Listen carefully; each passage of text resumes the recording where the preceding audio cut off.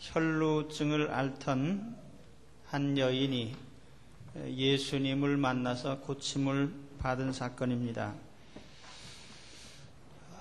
12해 동안 혈루증을 앓던 여인, 이 혈루증의 이 질병이 오늘 이 치료받은 병의 내용입니다. 혈루증이라고 하는 이 병은 류세이 하이마토스라고 이렇게 헬라어로 표기되어 있습니다. 하이마토스란 말은 피라는 뜻입니다. 그래서 이 피라는 뜻이고, 류세이라는 말은 흘러나온다, 또 솟아난다는 뜻이에요. 그래서 이 류세이 하이마토스는 피가 흘러나온다, 그런 뜻이고, 영어 성경에 보면은 issue of blood, 우리가 보통 이슈라고 하면은 어떤 논쟁을 할 때 논제 같은 걸 이슈라고 하는데, 그래서 이렇게 솟아나온다는 의미에서 나타난 뜻입니다. 이슈 오브 블러드는 피가 흘러나오는 것이고요. 또 이 플로우 오브 블러드라고도 번역을 했습니다. 피가 흐르는 거죠.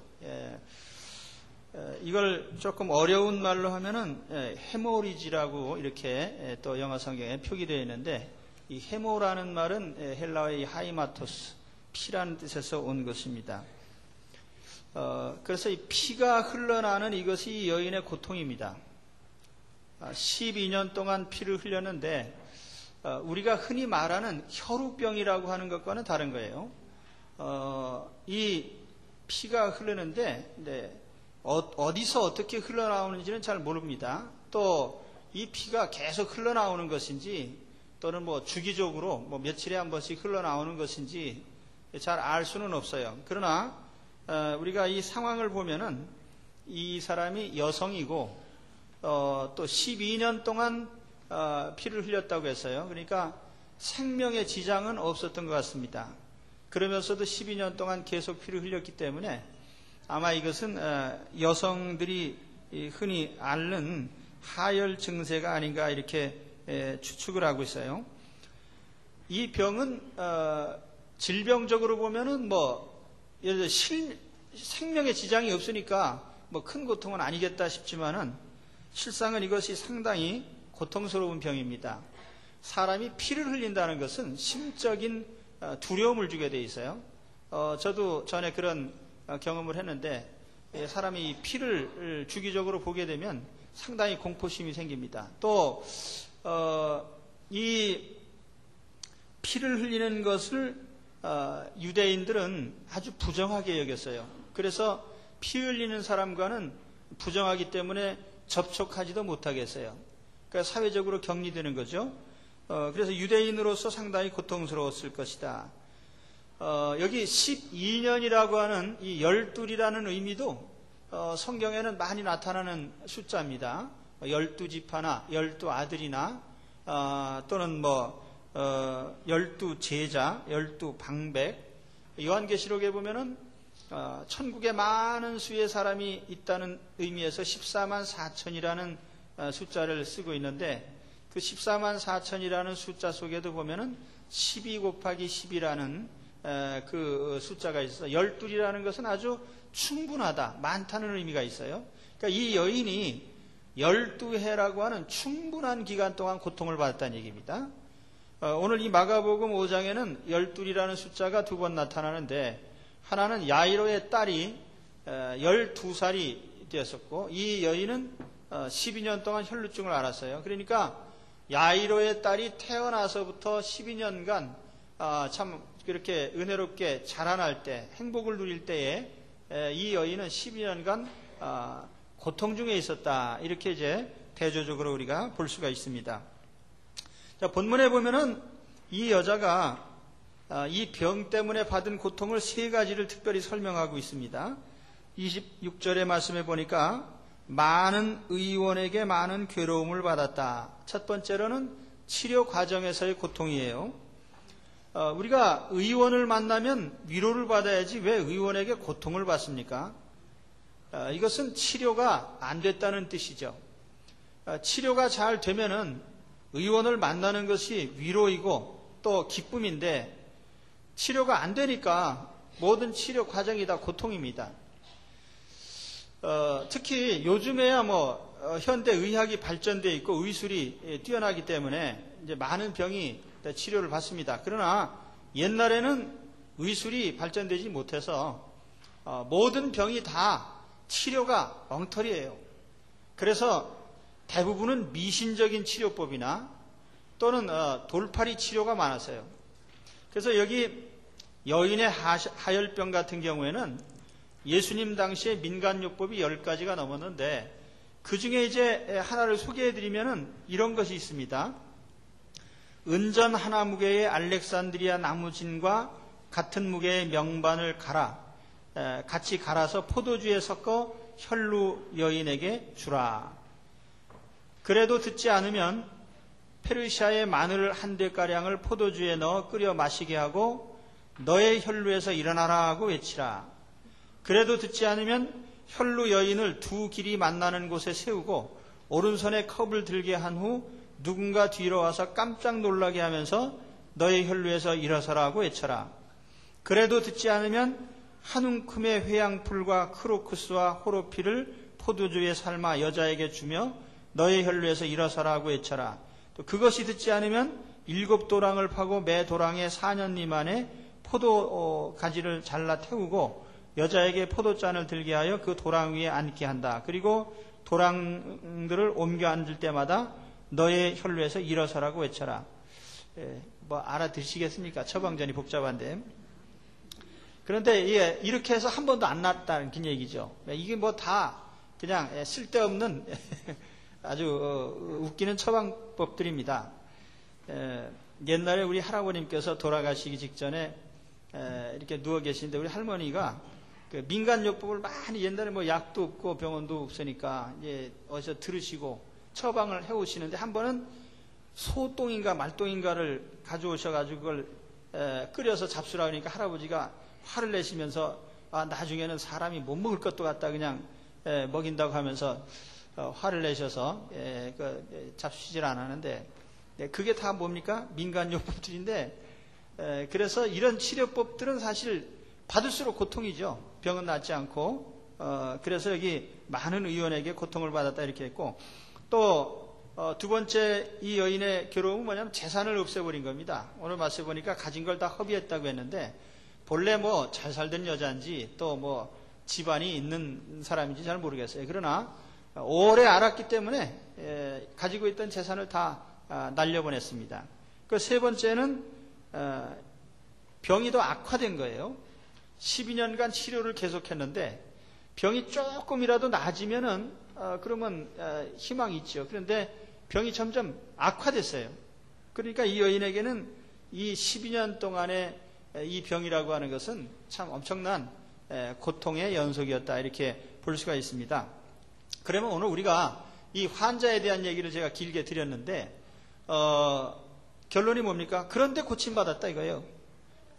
그리고 오늘 우리 하나님 앞에 여러분 혹 우리가 오랜 지병이라든지 또 사람이 고칠 수 없는 병이라든지 어떤 병이라도 오늘 예수님 앞에서 고침받으시기를 축원합니다. 오늘 바로 그것을 오늘 말씀을 통해서 전해드리려고 합니다. 그런데 이제 두 번째로 오늘 우리가 같이 볼 것은 이 병을 고친 방법인데 너무나 단순해요. 예수님께로 다가와서 예수님의 옷가를 만졌습니다. 그걸로 다 끝이에요. 예수님의 옷가를 만졌더니 치료되었더라. 그러면 여러분 오늘 예수님의 옷가를 만지고 다 치료받으시기를 바랍니다. 예수님 어디 계시죠? 예수님 옷을 입고 오셔야 옷가를 만지지요. 보이지도 않는 예수님 옷가를 어떻게 만져요? 오늘 말씀을 잘 주목해서 들으시기 바랍니다. 구약에 보면은 이 접촉을 굉장히 중요하게 생각을 해요. 그래서 레위기에도 보면은 이 접촉에 의해서 하나님께서 부정하게도 하시고 또 정하게도 하시고 강하게도 하시고 담대하게도 하시고 이런 여러 가지 사례들이 나옵니다. 예를 들어서 레위기 7장 21절에 보면은 만일 누구든지 부정한 것 곧 사람의 부정이나 부정한 짐승이나 부정하고 가증한 아무 물건이든지 만지고 여호와께 속한 화목제 희생의 고기를 먹으면 그 사람도 자기 백성 중에서 끊쳐지리라. 그러니까 부정한 것을 접촉했을 때 부정해진다, 이렇게 말씀을 했어요. 또 반대로 성물을 말씀하시면서 출애굽기 3장 29절에 보면은 모든 그 성물에 관유를 발라서 그 성막의 기구들이 있잖아요. 뭐 제단이나 뭐 이런 여러 가지 그 기구들에 이런 관유를 바를 때 그것이 거룩해진다, 이렇게 말씀을 했습니다. 또 다니엘서나 이사야서에 보면은 하나님께서 이 단의 불을 뭐 선지자 입에 갖다 댔더니 정화해지더라. 혹은 뭐 어떤 사람이 마음이 약한데 하나님께서 만져주실 때 담대해지더라. 그래서 이 접촉이 어떤 부정의 통로도 되고 또 거룩해지는 통로도 되고 또 이것이 강해지는 통로도 되고 담대해지는 통로도 되고, 그래서 성경은 이 접촉을 굉장히 중요하게 생각해요. 그러나 오늘 우리가 예수님의 옷가를 만졌다는 것을 단순히 옷을 만진 것으로만 생각하면 안 됩니다. 만일 예수님의 옷가를 만진 사람이 다 나았다면은 그 당시에 많은 무리가 막 밀치면서 예수님께 많은 사람이 부딪혔는데 그럼 그 사람이 다 고쳐야 될 거 아니에요. 그런데 오늘 말씀에 보면 이 여인 한 사람밖에 고침을 못 받았습니다. 왜 그렇지요?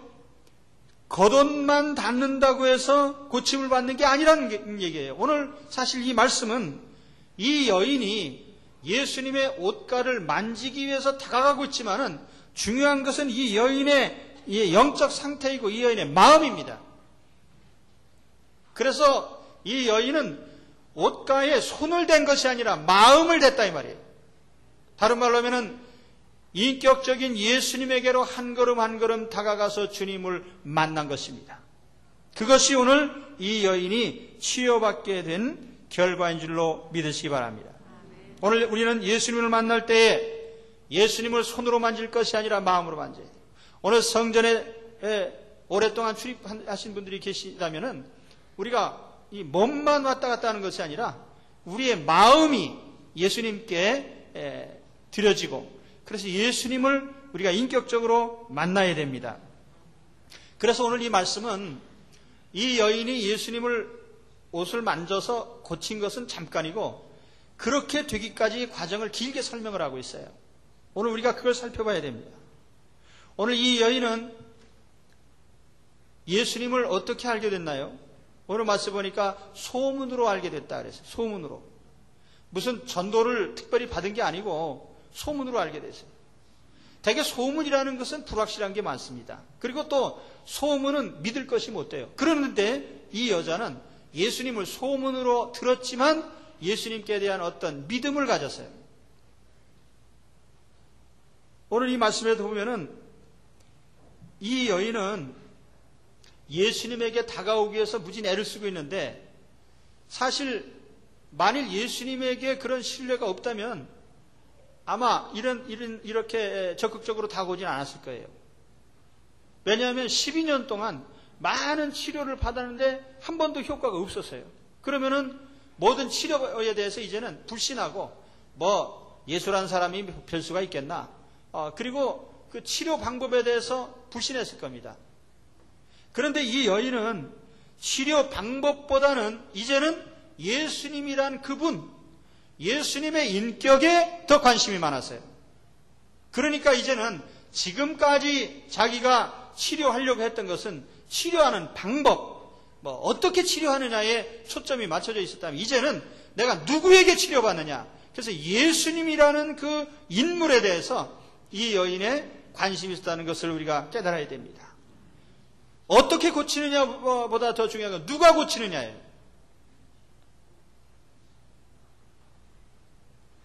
오늘 이 여인의 마음을 단적으로 보여주는 것이 뭐냐면 그분의 옷가만 만져도 내가 고침을 얻으리라, 이렇게 생각을 했습니다. 어떻게 그런 생각을 할 수 있죠? 예수님을 믿었기 때문에, 예수님을 인격적으로 신뢰했기 때문에. 아마 이 여인이 어느 정도의 믿음을 가졌는지는 우리가 짐작할 수 없어요. 뭐 베드로처럼 주님 그리스도시여 살아계신 하나님의 아들이십니다. 이런 참다운 신앙 고백을 할 단계까지는 안 갔을 거예요. 그러나 그럼에도 불구하고 이 여인은 그 예수란 분이 지금까지 내가 만났던 어떤 인간적인 의술이 아니라 뭔가는 신성하고 또 절대적인 그런 능력을 가지고 있으리라고 하는 것을 믿었던 것입니다. 그러니까 옷가만 만져도 나음을 입으리라 이런 생각을 하게 된 거죠.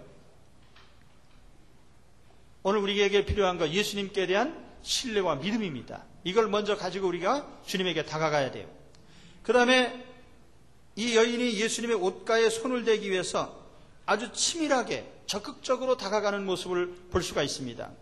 이 여인은요, 오늘 말씀 보면 두 가지 특징인데, 첫째로는 무리 가운데 섞여서 예수님께로 다가왔다고 합니다. 우리가 이 얘기를 잘 못 알아들을 수가 있는데, 이게 무슨 뜻이냐면은 유대 사회에서 어떤 여자가 다른 남자를 만진다, 옷가에 손을 댄다, 이거는 상상할 수 없는 짓이에요. 왜냐하면은 여자가 다른 남자에게 접근해 갈 수 없습니다. 또 하나는 이 여자가 혈루증이라는 피를 흘리는 병을 앓고 있었는데 이것은 접촉하면 부정해지는 거예요. 이 부정하다는 것은 유대인에게 굉장히 중요한 의미가 있습니다. 우리가 2차 세계대전 때 히틀러가 유태인을 600만이나 학살을 했는데 그 이면에는 유태인에 대한 어떤 증오심이나 미움이 담겨 있습니다. 왜냐하면 이 유태인들이 정말 그 정통파 유태인들은요, 이방인들과 같이 앉아서 식사를 안 합니다. 그 왜 밥을 안 먹느냐? 간단해요, 이유가. 혹시라도 내가 이방인의 집에 가서 식사를 하다가 돼지고기를 담았던 그릇에 음식을 담은 것을 내가 먹으면 나도 부정해져요. 그러니까 그것 때문에 다른 집에 가서 밥을 못 먹는 거예요. 우리가 생각할 때 참 이상한 것 같은데 실제로 지금도 그래요. 저 중동 지방을 여행하다 보시면은 중동 지방의 그 아랍의 비행기들을 타는 수가 있습니다. 그런데 회교국의 비행기를 타면은 반드시 기내에 식사가 나올 때 거기 이렇게 메모지가 하나 나와요. 이 음식에는 돼지고기가 들어있지 않습니다. 그럼 그 사람들이 굉장히 부정하게 여기는 거거든요. 그래서 여기 이 여인이 다른 사람과 접촉하면 안 되는 사람이에요. 이 사람은.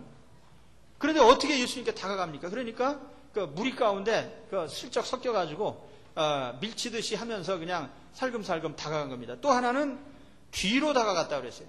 앞으로 가서 얼굴을 보면 안 되니까 혹시라도 저 여자 유출병 걸린 사람이야 그러면 안 되니까 알아보지 못하게 뒤로 살금살금 다가간 걸 볼 수가 있어요. 그러니까 상당히 아주 섬세한 데까지 관심을 가지고 참 열심히 주님께 다가간 걸 볼 수가 있어요. 여러분, 오늘 우리가 예수 믿을 때에 어영부영 얼렁뚱땅 믿으시면 안 됩니다. 우리가 예수님을 만나기 위해서 정말 섬세하고 열심히 있는 자세로 주님에게 어떻게 하든지 내가 주님을 만나겠다는 생각으로 주님 앞에 나오셔야 됩니다.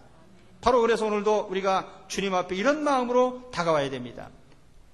자, 예수님께로 이렇게 다가가서 드디어 이제 예수님께 그 옷가에 손을 아무도 몰래 댔습니다. 댔는데 놀라 자빠질 일이 발생했어요. 첫째로는 병이 즉시 나은 것입니다. 혹시라도 병의 치료가 열흘 후에 나타나든지 한 달 후에 나타나든지 서서히 낫든지 그런 기대를 할 수가 있는데 만지는 순간에 자기 몸에서 병이 난 걸 알았어요. 그리고 오늘 말씀에 보면은 그렇게 표현하잖아요. 이에 그의 혈루 근원이 곧 마름에 병이 나은 줄을 몸에 깨달으니라. 29절에 그렇게 말씀했습니다. 12년 동안 피를 흘렸기 때문에 자기 몸이 깨끗해진 것을 금방 신체적으로 느꼈습니다. 또 영적으로도 내가 뭔가 신성한 능력에 의해서 내가 지금 고침받았다고 하는 그런 깨달음을 얻었을지도 모릅니다.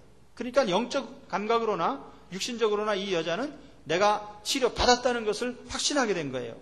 그러니까 얼마나 놀랐겠습니까? 몰래 손은 댔지만 병은 확실하게 나은 겁니다.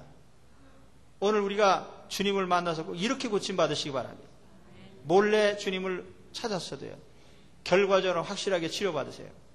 그리고 또 한 가지 놀랄 일은 뭐냐면 예수님이 알고 계셨던 것입니다. 누가 내 몸을 만졌느냐, 누가 내 옷가에 손을 댔느냐. 오늘 주님이 그렇게 물으셨어요. 그랬더니 이 여자가 새파랗게 질렸습니다. 오늘 말씀을 보니까 두려워 떨었다고 그랬죠. 아마 이 여자가 자기 신분 노출에 대해서도 두려워했을 거예요.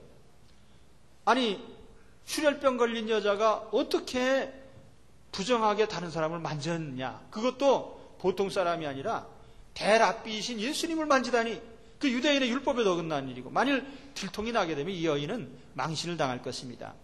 그래서 이 여자가 두려워 떨면서 예수님 앞에 나와서 무릎을 꿇고 오늘 이 자기의 신상에 대해서 자세히 얘기를 했어요. 그런데 사실 이것이 바로 예수님이 바라던 바입니다.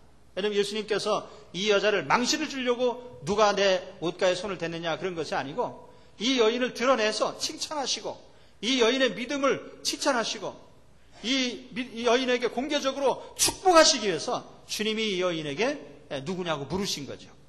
오늘 우리가 주님에게 다가갈 때에 내가 주님을 찾는 것이 아니라 주님은 이미 다가가는 우리에게 마음을 여시고 우리를 환영하고 영접할 준비를 하고 계십니다. 그래서 요한계시록 3장 20절 말씀 뭐라고 합니까? 누구든지 내가 문 밖에 서서 문을 두드리노니 누구든지 내 음성을 듣고 문을 열면 내가 그에게로 들어가 그로 더불어 먹고 그는 나로 더불어 먹으리라. 주님이, 우리가 주님의 마음을 놓고 할 때에 주님께서 우리를 환영하실 준비를 하시고 다 보고 계시고, 그래서 우리를 영접하십니다. 그런데 오늘 이 여인도 사실은 몰래 예수님께로 접근해 갔지만 예수님께서는 이미 보시고 이 여인이 다가오는 걸 아시고, 이 여인이 고침을 사실은 자기가 고친 게 아니라 주님이 치료를 해 주신 줄로 믿습니다. 주님이 치료해 주셨어요. 오늘 주님께 우리가 마음을 열고 다가갈 때 주님 우리에게 오셔서 먼저 주님이 우리를 고쳐주실 줄로 믿습니다. 그리고 오늘 말씀해 보면은 또 제자들과 예수님 사이에 이 약간의 좀 동문서답 같은 대화가 있는데, 이것이 또 이 믿음의 본질을 보여주는 좋은 장면입니다.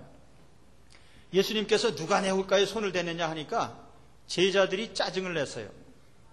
31절에 보니까 제자들이 여짜오되 무리가 에워싸 미는 것을 보시며 누가 내게 손을 대었느냐 물으십니까? 사람들이 이렇게 밀치는데 그 손을 댄 걸 가지고 말씀하시면 그 어떻게 우리가 대책이 있겠습니까? 그러니까 제자들은 예수님이 자기 몸에 손댄 것 가지고 뭐라고 하신 줄 알고 제자들이 이렇게 예수님께 불평을 했는데, 사실 예수님은 그 불평에 대해서 대답을 안 하셨어요. 그리고 이 여인만을 찾으셨습니다. 자, 이건 뭘 말하느냐면은 믿음이라는 것은 제3자가 느끼고 아는 게 아니에요. 나하고 주님 사이에 당사자만이 아는 것입니다. 정말 내가 주님을 믿는지 의지하는지 그것은 다른 사람이 간섭할 계제의 것이 아니에요. 참신앙은 나와 하나님 사이에만 서로 아는 줄로 믿습니다. 내가 주님을 알고 주님이 나를 아시고, 그것이 우리의 신앙이에요. 혹간 어떤 신앙에서 보면은 제3자가 개입해가지고 대신 기도도 해주고 대신 이렇게 천국에 가게 또 빌어주고, 이게 다 엉터리입니다. 신앙은요, 하나님과 나 사이의 1대1의 당사자의 문제예요. 오늘 여기 이 여인과 주님 사이의 관계, 이 여인이 주님을 만나고자 하는 열망이나 주님이 이 여인을 만나주신 것이나 바로 옆에서 지켜보던 사도들도 하나도 몰랐다는 거예요. 오늘 여러분, 우리가 가진 믿음은 오직 주님이 아십니다. 그래서 제3자를 통해서 우리 집 마누라가 교회 열심히 다니니까 난 그냥 천당에 거저가겠지, 그런 생각은 꿈에도 하지 마시기 바랍니다. 믿음은 당사자의 것이, 본인과 주님 사이의 관계입니다. 그렇죠? 네. 우리 외삼촌이 목사님이니까 나야 천당 1번지. 그런 생각 마세요. 그거하고 전혀 상관없어요.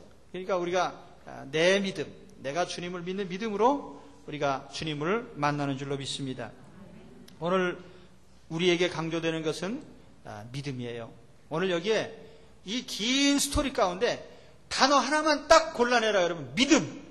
이 믿음이라는 것이 가장 중요해요. 오늘 여기 34절 말씀에 따라 내 믿음이 너를 구원하였으니 평안히 가라. 내 병에서 놓여 건강할지어다.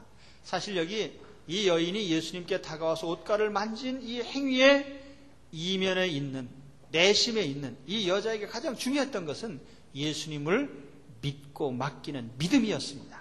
오늘 이 믿음을 가지셔야 됩니다. 이 믿음이 있을 때 우리의 병 고침도 받고 우리에게 축복이 전달이 돼요. 오늘 여러분, 이 말씀에 제가 마지막으로 말씀드리려고 하는 것은 이 여인의 바로 이런 믿음 때문에 하나님이 이 여인에게는 특별한 3가지의 선물을 주셨습니다. 믿음의 선물 3가지. 오늘 여기에 이 3가지를 함께 받으시기를 축원합니다. 첫 번째 선물은 뭡니까? 34절의 말씀 보니까 예수께서 가라사대 딸아 내 믿음이 너를 구원하였으니, 구원의 축복이에요. 구원의 축복. 이 구원의 축복이라는 것은 신체적으로 병 고쳤다는 그런 의미가 아니라 이제 하나님의 자녀가 됐습니다. 천국의 시민이 됐습니다. 이제 하나님 나라에 갈 자격이 갖춰졌어요. 이 땅에 사는 동안에도 하나님의 축복을 받을 자격을 얻었습니다. 이게 첫째예요. 제가 최근에 그 길림성 아주머니한테 그런 얘기를 전해드렸어요. 중국의 문화혁명 후에 참 그 문화혁명 때 기독교들이 엄청나게 탄압을 당했거든요. 근데 그 직후에 아마 그 무렵에 이분이 믿으신 것 같아요. 예수님을 믿었는데 예수님을 영접한 후에 그 복음을 전하고 싶은 열망이 있어서 어떻게 전할까 그러다가 자기 집에 이웃마을 사람들을 초대를 했다고 합니다. 근데 어떻게 초대했냐면은 우리 집에 용한 의원이 한 사람 왔다. 그러니까 와서 고침받아라.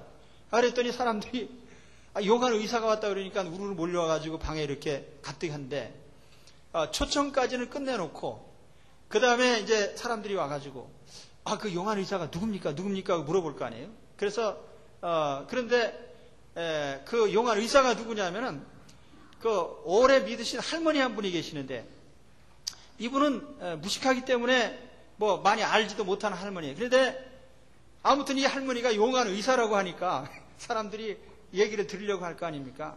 이분이 그 용한 의사입니까? 그러니까 할머니가 하신 말씀이 뭐 생각나는 건 없고 예수 믿고 천당 가십시오 그랬대요.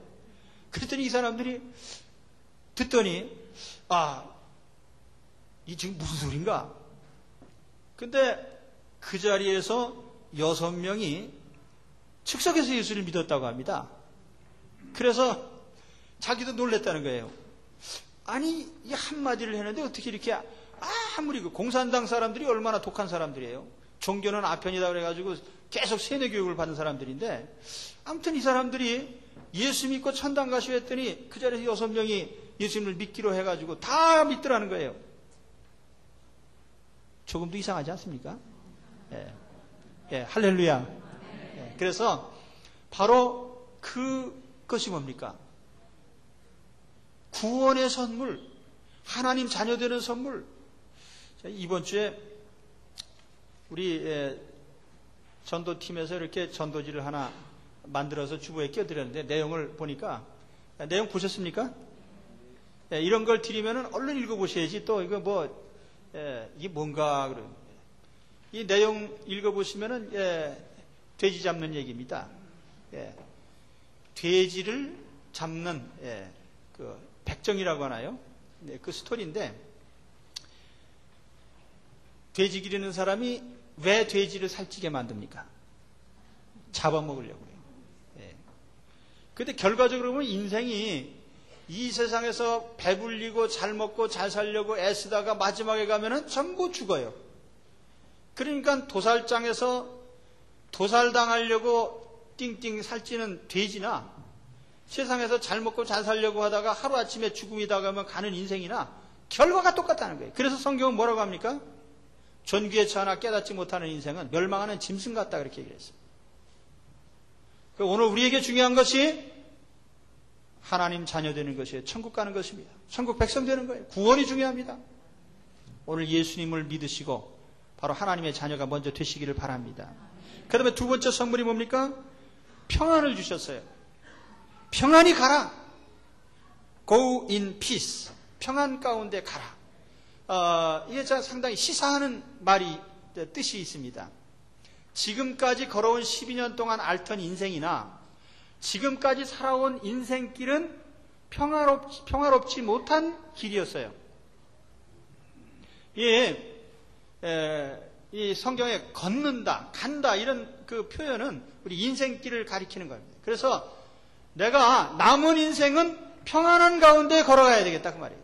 그런데 하나님께서 그 길을 주신 겁니다.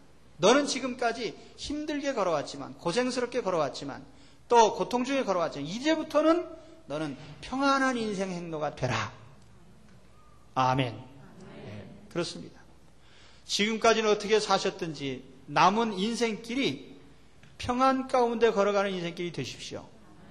누구에게 이런 선물이 줘요? 예수 그리스도를 믿고 영접하는 자에게.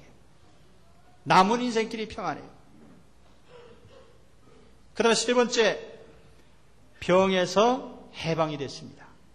내 병에서 놓여 건강할지어다.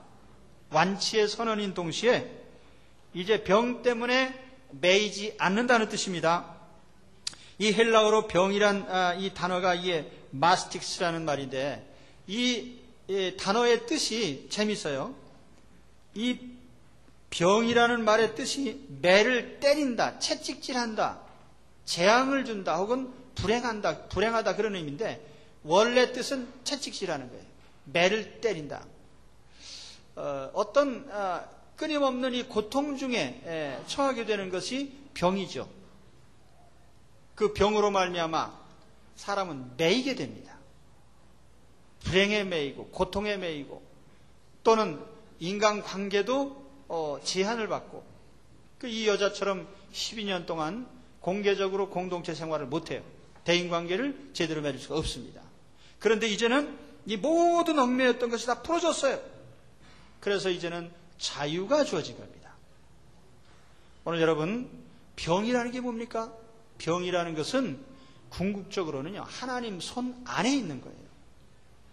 사실 우리가 병의 원인을 캐고 보면은 세균도 있고 유전자 이상도 있고 환경적인 요인도 있고 여러 가지 원인이 있지만 그것은 물리적인 원인이고 더 근본적인 성경의 원인을 따지고 보면 모든 병은 하나님께서 인류 사회에 내리신 하나님의 징계요. 하나님의 섭리입니다. 그래서 근본적으로는 병이라는 것은 하나님 품으로 돌아갈 때 완전히 해방이 되는 거예요. 네. 사실 저도 지금 혈압약을 먹습니다. 오랫동안 이제 지금 먹고 있는데 이 병이라는 것이 어떤 사람에게는 매임이 되지만은 또 그렇지 않을 수도 있어요. 사도 바울은 평생 지병이 있었지만은 그것 때문에 전도에 지장이 있었다든지 주의 일을 하는데 지장이 있었다든지 그렇지 않았어요. 오히려 영적으로 보면 더 겸손해지는 계기가 됐습니다. 마찬가지예요. 이 병이 나를 매이는 것이 아니라 오히려 내 인생길을 바로잡는. 그래서 병이 없을 때에는 교만하게 살던 사람도 병 들고 나면 약간 겸손해지죠. 그러니까 약간 겸손해지면 안 되고 팍 겸손해져야 돼요. 그래서 하나님 그 뜻에 순종하면서 병이라는 것이 결국 우리를 매이는 것이 아니라 우리의 영혼을 자유롭게 하고 또 이로 말미암아 하나님의 뜻을 받들게 되는 그런 계기가 되기 때문에 이것도 축복입니다. 그래서 오늘 우리가 여러분 이제 주 안에 돌아와서 보면은 병이라는 것이 내 인생에서 큰 얽매이는 것이 아닙니다. 결과적으로 영혼이 풀리다 보면은 영혼이 구원받고 평안의 길이 얻어지고 또 병에서는 노임받고 그래서 자유로운 영적인 자유를 누리게 되는 삶이 돼요. 오늘 바로 이런 축복을 받게 되시기를 주의 이름으로 축원합니다. 기도하겠습니다.